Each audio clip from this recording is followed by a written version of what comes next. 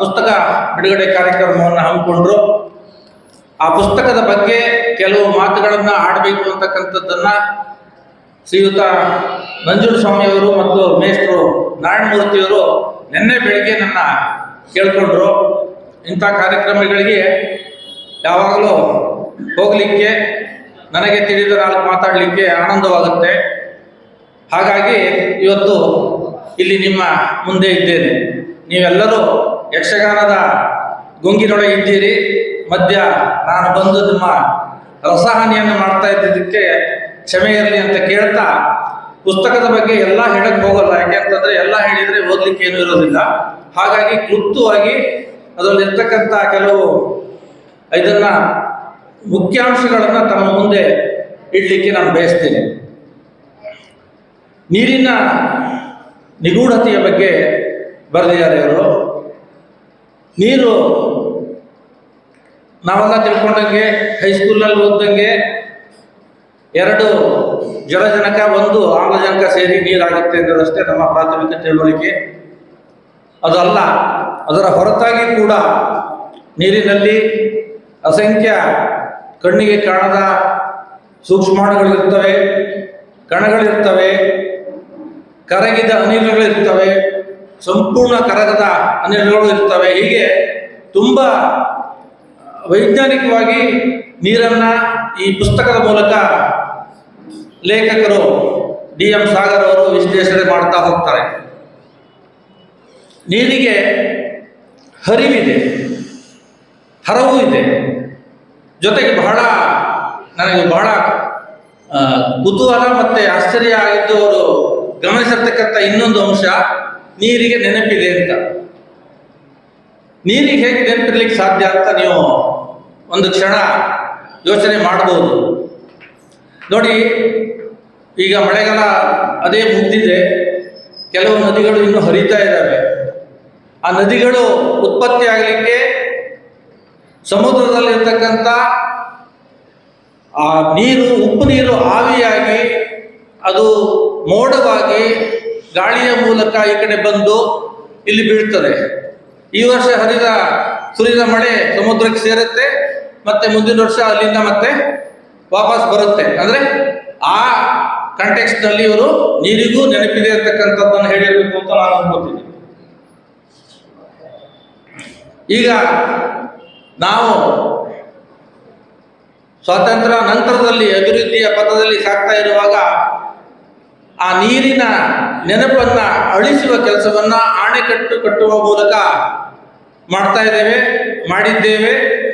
ಆ ನೀರಿನ ನೆನಪು ಕ್ಷೀಣವಾಗ್ತಾ ಇದೆ. ಅದು ಬೇರೊಂದು ತರದ ವಿಪ್ಲವಕ್ಕೆ ಕಾರಣ ಆಗದೆ ಅದನ್ನ ಇಲ್ಲಿ ಹೆಚ್ಚು ವಿವರಿಸಲಿಕ್ಕೆ ನಾನು ಹೋಗೋದಿಲ್ಲ. ನೀರಿನಿಂದ ಇನ್ನೊಂದು ಗುಣ ಏನಂದ್ರೆ ಧ್ರುವೀಕೃತ ವಿದ್ಯುತ್ ಅಂತಾರೆ, ಪೋಲರೈಸ್ಡ್ ಎಲೆಕ್ಟ್ರಿಸಿಟಿ ಅಂತ. ಈಗ ನಾವು ಆ ನೀರಿಗೆ ತುಂಬಾ ವೈಜ್ಞಾನಿಕವಾಗಿ ವಿಶ್ಲೇಷಣೆ ಮಾಡಕ್ ಹೋಗೋದಿಲ್ಲ. ಆ ನೀರಿಗೆ ಈ ಧ್ರುವೀಕೃತ ವಿದ್ಯುತ್ ಗುಣ ಇಲ್ಲದೆ ಹೋಗಿದ್ರೆ ಅವರು ಬಹಳ ಸುಂದರವಾಗಿ ಬರೀತಾರೆ. ಅದು ಎಲ್ಲದರಲ್ಲೂ ಬೆರೀತದೆ, ಸಕ್ಕರೆಯೊಂದಿಗೆ, ಹಾಲಿನೊಂದಿಗೆ. ಹೀಗೆ ತಂಪು ಪಾನೀಯದ 50 ಕೋಟಿ ರೂಪಾಯಿ 50,000 ಕೋಟಿ ರೂಪಾಯಿ ಉದ್ಯಮ ನಿಂತಿರದೆ ಈ ನೀರಿನ ಈ ಗುಣದಿಂದ ಅಂತ ಅವರು ವಿಶ್ಲೇಷಣೆ ಮಾಡ್ತಾರೆ. ಈ ವಿಚಾರಗಳೆಲ್ಲ ನಮಗೆ ನೀರಿನ ಬಗ್ಗೆ ಮಾತಾಡಕ್ ಹೋದ್ರೆ 3 ಹಗಲು 3 ರಾತ್ರಿ ಮಾತಾಡ್ಬೋದು ನಾವು. ಸಾಂದರ್ಭಿಕವಾಗಿ ನಮಗೆ ತಿಳಿದ ಜ್ಞಾನದ ಮಟ್ಟಿಗೆ ನೀರಿನ ಕಷ್ಟಗಳನ್ನು ಮಾತಾಡ್ಬೋದು, ನೀರಿನ ಮಾಲಿನ್ಯದ ಬಗ್ಗೆ ಮಾತಾಡ್ಬೋದು, ಈ ಥರ ಮಾತಾಡ್ಬೋದು. ಆದರೆ ಈ ಥರದ ವೈಜ್ಞಾನಿಕ ಸತ್ಯಗಳು ನಮ್ಮ ಮುಂದೆ ಈ ಪುಸ್ತಕದಲ್ಲಿ ಮಾತ್ರ ಸಿಗ್ತವೆ. ಹಾಗಂತ ಈ ವಿಜ್ಞಾನ ಅಭಿವೃದ್ಧಿ ಆದಮೇಲೆ ಅಥವಾ ಕೈಗಾರಿಕೋತ್ತರ ಪ್ರಪಂಚದಲ್ಲಿ ಮಾತ್ರ ನೀರಿನ ಬಗ್ಗೆ ತಿಳುವಳಿಕೆ ಬಂತು ಅಂತ ಅಲ್ಲ. ನೀರಿನ ಬಗ್ಗೆ ಬಹಳ ಹಿಂದೆ ನಮ್ಮ ವೇದ ಕಾಲದಲ್ಲೂ ಕೂಡ ಈಗಿನ ವಿಜ್ಞಾನಕ್ಕೆ ಎಷ್ಟು ತಿಳುವಳಿಕೆ ಇತ್ತೋ ಅಷ್ಟೇ ಮಟ್ಟದ ತಿಳುವಳಿಕೆ ಆ ವೇದ ಕಾಲದಲ್ಲೂ ಇತ್ತು ಅಂತ ಅವರು ಹೆಕ್ಕಿ ತೆಗೆದು ಬಹಳ ಅಥೆಂಟಿಕ್ ಆಗಿ ಈ ಪುಸ್ತಕದಲ್ಲಿ ದಾಖಲು ಮಾಡಿದ್ದಾರೆ. ಅಥರ್ವ ವೇದದಲ್ಲೂ ಕೂಡ ನೀರಿನ ಬಗ್ಗೆ, ನೀರಿನ ಸಂರಕ್ಷಣೆಯ ಬಗ್ಗೆ, ನೀರಿನ ಮಾಲಿನ್ಯ ಅನ್ನೋ ಪದ ಇಲ್ಲದೇ ಇದ್ದ ಕಾಲದಲ್ಲೂ ಕೂಡ, ಪೊಲ್ಯೂಷನ್ ಅನ್ನೋ ಪದ ಇಲ್ಲದೇ ಇದ್ದ ಕಾಲದಲ್ಲೂ ಕೂಡ ನೀರನ್ನ ಹಾಳು ಮಾಡಿದ್ರೆ, ನೀರನ್ನ ಮಲಿನ ಮಾಡಿದ್ರೆ ಆಗಿನ ಕಾಲದಲ್ಲಿ ಶಿಕ್ಷೆ ಇತ್ತು ಅಂತಕ್ಕಂಥದ್ದನ್ನು ಕೂಡ ಸೂಕ್ಷ್ಮವನ್ನ ಇಲ್ಲಿ ಲೇಖಕರು ದಾಖಲು ಮಾಡಿದ್ದು ಬಹಳ ವಿಶೇಷ.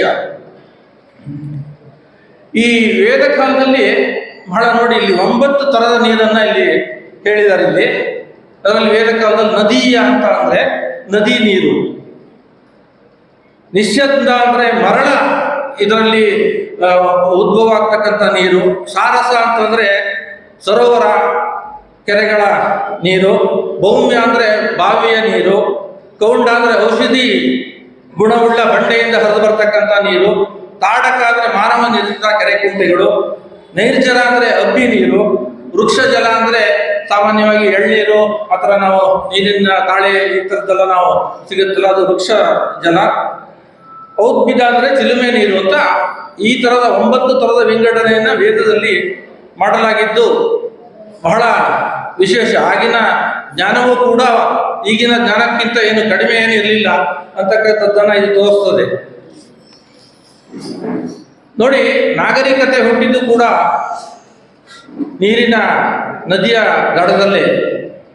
ಕ್ರಿಸ್ತ ಪೂರ್ವ 3000 ಇಸ್ವಿಯ ಹಿಂದೆ ಮೊಟ್ಟ ಮೊದಲ ನಾಗರಿಕತೆ ಹುಟ್ಟಿದ್ದು ಮೆಸೊಪೊಟೇಮಿಯಾ ನಾಗರಿಕತೆ.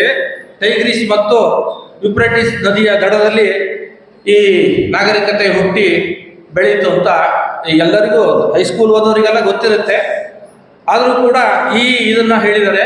ಆಮೇಲೆ ಒಂದು ಇಂಡಸ್ ವ್ಯಾಲಿ ಅಥವಾ ಸಿಂಧು ನಾಗರಿಕತೆ ಏನಿದೆ ಅದು ಕೂಡ ಉಚ್ಛ್ರಾಯ ಸ್ಥಿತಿಗೆ ಹೋಯಿತು. ನೀರಿನ ಬಳಕೆಯನ್ನ ಮಾಡಿಕೊಂಡು ಆ ನಾಗರಿಕತೆ ಉಚ್ಛ್ರಾಯ ಸ್ಥಿತಿಗೆ ಹೋಯಿತು.